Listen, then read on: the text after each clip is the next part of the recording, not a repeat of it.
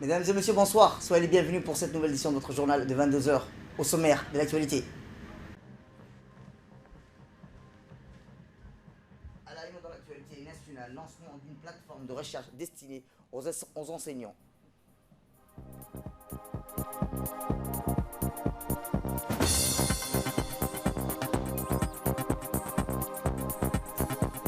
Au Moyen-Orient, l'Union européenne renouvelle son engagement auprès des Syriens. À la une dans l'actualité nationale, le président de la République, M. Ismaël Marguerite, s'est entretenu hier soir avec l'héritier du trône du Royaume d'Arabie Saoudite, Son Altesse Royale, le prince Mohammed bin Salman. Il y a lieu d'emblée de préciser que cet échange entre le chef de l'État et l'héritier du trône du Royaume d'Arabie Saoudite s'inscrit dans le droit fil des contacts réguliers et périodiques entre les dirigeants des deux pays et des deux peuples frères de la République de Djibouti et du Royaume d'Arabie Saoudite. Rappelons que les entretiens entre le président Guelleh et son Altesse Royale, Mohammed bin Salman, servirent tout d'abord de cadre à l'évocation des relations de fraternité et de coopération, d'amitié privilégiée entre les deux nations. Il permet également de faire le point sur l'état de partenariats multiples sur les deux pays entretiennent dans la quasi-totalité des domaines du développement et dans un ordre important des secteurs stratégiques. La République de Djibouti et le Royaume frère d'Arabie Saoudite ont un partage des liens séculaires tissés par le fil de l'histoire, de la langue, des valeurs et de la culture. Leur convergence due à parfaite sur les principaux dossiers de l'ordre du jour dans la région et le reste du monde est incontestablement à l'origine de leur appartenance commune, nombre de processus intégrés de solidarité, de prévention et de dissuasion. En dehors des relations bilatérales, les entretiens entre le président de la République et l'héritier du trône saoudien ont été étendus au leadership éclairé par le biais de l'adoption d'un programme intitulé l'Initiative verte saoudienne et des progressions faites au programme de même nature appelé l'Initiative verte du Moyen-Orient. Le Royaume apporte désormais au processus mondial de lutte contre le changement climatique. Prévu d'être lancée très prochainement, l'initiative verte saoudienne marquera l'engagement efficient du Royaume frère dans le programme mondial de lutte contre le réchauffement climatique, phénomène transcontinental posant des défis d'ordre économique, environnemental et sanitaire.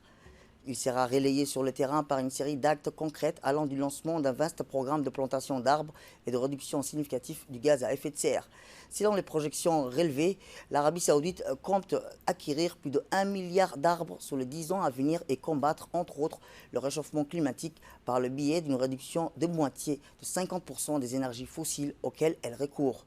Signe également de sa détermination à se placer désormais à l'avant-garde du combat salutaire et légitime mondial contre le phénomène de lutte contre le changement climatique, le Royaume d'Arabie Saoudite entend porter à plus de 30% les aires protégées sur son territoire, alors que les objectifs définis par l'ensemble des organisations internationales opèrent à la foulée de la célèbre conférence de Paris sur le climat COP21, dans le domaine fixant aux nations des mondes le quota de 17%.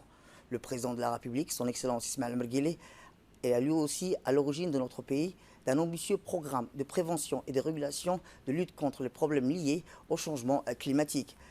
La création d'un air protégé sur l'ensemble du territoire national, l'initiation d'une politique visant à connecter et ainsi dans le moyen terme notre pays au recours à une énergie exclusivement propre et le lancement d'un processus de reboisement relayé entre autres par une campagne de plantation d'arbres à Djibouti et dans les régions de l'intérieur constitue l'initiative phare du programme déjà entrepris sous la houlette du président Guelleh dans le domaine de lutte contre le réchauffement climatique. Rappelant que c'est pourquoi le chef de l'État a mis à profit son entretien avec l'héritier du trône du Royaume d'Arabie Saoudite pour exprimer ses chaleureuses félicitations et l'assurance de son soutien plein et entière dans l'adoption et le lancement prochain de l'ambitieux et clairvoyant initiative verte saoudienne. Et ce deuxième communiqué qui nous est parvenu de la présidence indiquant que Djibouti a pris connaissance de la vidéo diffusée il y a 2 jours de cela par un membre d'Al-Shabaab. Nous nous sommes de ce fait guère surpris d'écouter ces attaques ainsi que tous ces attaques surpris d'écouter ces attaques au vitriol, des accusations mensongères et menaces proférées à l'encontre de notre pays de la part d'une organisation qui représente la menace la plus immédiate pour la sécurité et la stabilité de l'État et du peuple somalien. Al-Shabaab a régulièrement diabolisé et lancé des menaces directes contre les pays de la région qui apportent un soutien à la Somalie, jusqu'à ce que ce pays soit en mesure d'assumer l'entière responsabilité de sa sécurité. Djibouti est et restera un partenaire fiable, solidaire, engagé de la Somalie et des acteurs internationaux dans leurs efforts pour aider à stabiliser ce pays. Alors que le monde s'efforce de se remettre des conséquences dévastatrices de l'épidémie Covid-19 qui a perturbé la vie et les moyens de subsistance des millions de personnes, Djibouti restera concentré sur la construction d'une économie forte, du développement de ses infrastructures et des investissements dans son capital humain. À cet égard, Djibouti est fier qu'en dépit de la pénurie mondiale des vaccins, elle s'est lancée dans un effort de vaccination très sérieux qui, espérons-le, protégera sa population du virus et contrera ses variantes. Djibouti a par ailleurs prend très au sérieux toute menace dirigée contre son sol et est prête à y faire face. Fin de communiqué. Revenons à Djibouti où dans l'actualité nationale, une réunion de haut niveau de l'initiative régionale Corne d'Afrique a eu lieu ce matin par visioconférence.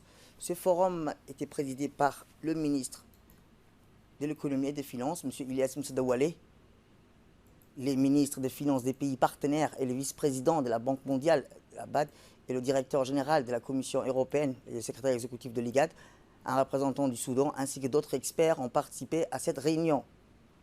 Les intervenants ont tenu à souligner l'excellent travail de coordination du président avec l'appui du secrétaire initiative de la Corne d'Afrique basé à Djibouti. Les ministres ont unanimement reconduit la présidence de Djibouti jusqu'à fin 2021 avant la rotation du secrétariat au Kenya. Ownership de tous les membres de la région, d'appropriation. Et nous avons vu le secrétariat ainsi que l'ensemble des points focaux travailler de façon efficace et de plus en plus, constamment. Ici, je dois remercier l'ensemble des équipes techniques qui ont permis notre travail durant ces 2 dernières années, depuis la première réunion de notre initiative. Je tiens à saluer l'ensemble de l'équipe de la Banque mondiale, à commencer par Debbie et son équipe qui fait un excellent travail, mais également l'ensemble de l'équipe de l'Union européenne et de la Banque africaine de développement. Je ne saurais oublier tout le travail fait par le secrétariat de l'initiative en parfaite harmonie avec les différents points focaux. Je me réjouis naturellement de la proximité et des contacts permanents entre les ministres de façon informelle, mais également formelle comme aujourd'hui. Nous avons opérationnalisé le secrétariat et permis donc ces relations de proximité entre les différents points focaux. Pour ce qui concerne du progrès des différents projets, on sait qu'au jour d'aujourd'hui, il y a eu plusieurs projets approuvés de différents partenaires et les différents projets, non seulement en cours, d'autres sont listés sur le site web de notre initiative. Retour à Djibouti, direction le Koweït, où l'ambassadeur de la République de Djibouti auprès de l'État du Koweït, M. Mohamed Ali Mourline, a signé hier avec M. Ahmed Al-Badr, directeur général du Fonds koweïtien pour le développement économique arabe, un accord de prêt d'un montant de 30 millions de dollars. Ce prêt est destiné au projet de construction de la future centrale électrique de Demirjouk. La construction de cette centrale électrique va satisfaire les besoins de la future zone industrielle de Demirjouk et aussi va permettre un meilleur accès à l'électricité de la population et de la capitale et de sa périphérie. Il est à signaler qu'au lendemain de notre accès à l'indépendance, le Fonds koweïtien pour le développement économique arabe avait procédé en 1980 au financement de nombreux projets de développement de notre pays, notamment dans les infrastructures portuaires, routières, ainsi que dans le développement énergétique, dont le premier financement était en 1982. Retour à Djibouti où le secrétaire général du MENFOP, M. Mohamed Abdallah Mayoub, a procédé ce matin à la cérémonie de lancement d'une plateforme de recherche destinée aux enseignants et toutes les professionnels du MENFOP. De nombreux cadres responsables du MENFOP, dont notamment la directrice générale du CFF, Mme Aïcha Farah, du chef de projet d'EGRA, Alpha Ibrahim Bah, ainsi que des formateurs de CFF et des enseignants ont pris part à cette cérémonie. Cette plateforme est destinée à renforcer les compétences des chercheurs et des professionnels en fonction au CFF et au MENFOP. Elle doit aider à la promotion et au renforcement des activités de lecture. Plus généralement, les formateurs du CFF pourront, à travers cette plateforme, explorer un certain nombre de compétences qui leur permettront d'améliorer leurs travaux de recherche ainsi que leurs études et leur production dans le cadre de la promotion de la lecture.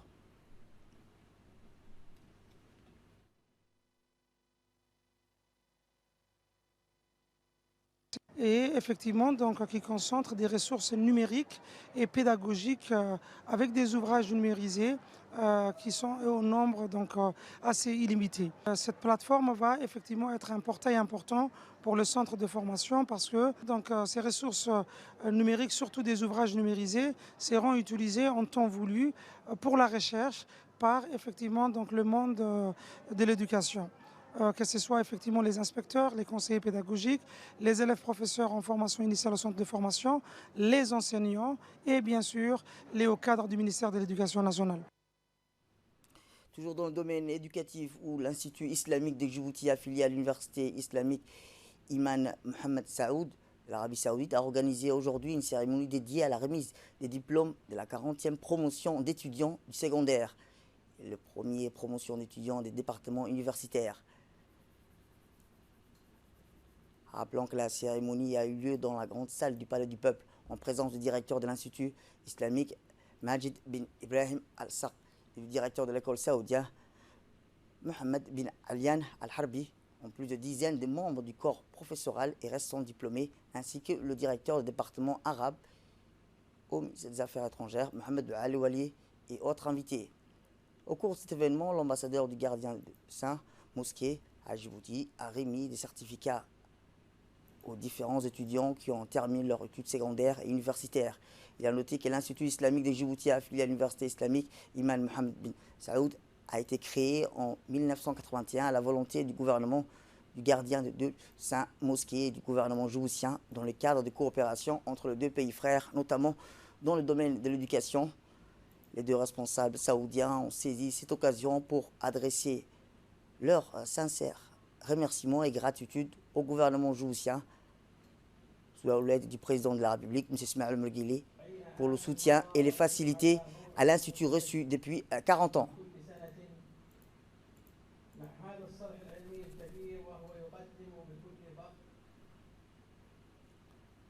Comme chaque année, en cette période de fin de saison sportive, les établissements Mobis, ancien établissement Fly Taxi, viennent d'offrir un lot important de coupes et de trophées à la Fédération djiboutienne de football. Ces trophées vont servir de récompense aux équipes qui se sont illustrées durant cette saison. La cérémonie de remise des trophées s'est déroulée en présence du premier vice-président, M. Roufa Mohamed, du secrétaire général Youssouf Ahmed, du chef de département des arbitres Mohamed Moumin Yaroub et le chef de département des compétitions, comme le faisait son père des années précédentes. Aujourd'hui, c'est fils Emmanuel Maudis, actuellement directeur général des établissements Fly Taxi, qui a remis le lot des coupes et des trophées au vice-président Roufa Mohamed.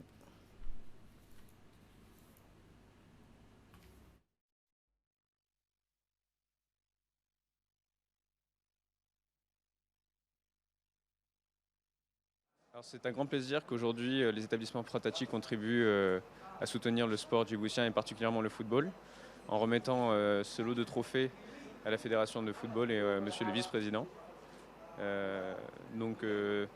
Mon père avait l'habitude de le faire depuis plus de 40 ans aujourd'hui et c'est aujourd'hui un grand plaisir que je prends sa succession en continuant à perpétuer ce geste que les établissements Fratacci ont l'habitude de faire pour le pays et pour le sport djiboutien. Et dans la page nécrologie, nous avons le regret de vous annoncer le décès survenu d'hier à l'hôpital militaire soudanais d'Ibrahim de plutôt Ouf. Darar Oufene Assou est né en 1935. Le défunt était retraité à la direction des travaux publics au cadre général de PK51. Il laisse derrière lui une veuve, 8 enfants et 46 petits-enfants. Le ministre de l'Intérieur adresse au nom ses sincères condoléances à la famille et aux proches défunts. Également, le ministre de l'Énergie et du Budget adresse leurs sincères condoléances à la famille et aux proches du défunt. Autre condoléance, cette fois-ci, nous avons le regret de vous annoncer le décès survenu hier à l'hôpital soudanaise de Ibrahim Bokore Sege, le défunt qui est né en 1955 à Holhol, a commencé sa carrière à l'OPS en 1975 jusqu'à 2014, ex-employé des SMI2. Le défunt Ibrahim Bokoré Ségué était le frère de Saad Bokoré, ancienne assistante du directeur général. Elle laisse une épouse, 9 enfants, dont nos collègues de la RTD, Arafat et Ayane, ainsi que 4 petits-enfants. Nous partageons la douleur de la famille du feu Ibrahim Bokoré et nous présentons toutes nos sincères condoléances à sa famille et à ses proches, priant le bon Dieu de l'accueillir dans son paradis éternel. Inna lillahi wa inna ilayhi raji'un. Et dans l'actualité internationale, l'argent est toujours aussi nécessaire pour aider les réfugiés. Ainsi, les conflits sur le terrain est entré dans sa 11e année de situation est toujours aussi critique pour ceux qui ont fui les combats. L'Union européenne et l'ONU ont organisé une conférence de 2 jours pour mobiliser les donateurs. Plus de 50 pays et des institutions financières se sont engagés à débloquer les fonds afin de répondre aux besoins humanitaires en Syrie et de notre pays voisin. L'Union européenne ont annoncé une aide de 560 millions d'euros.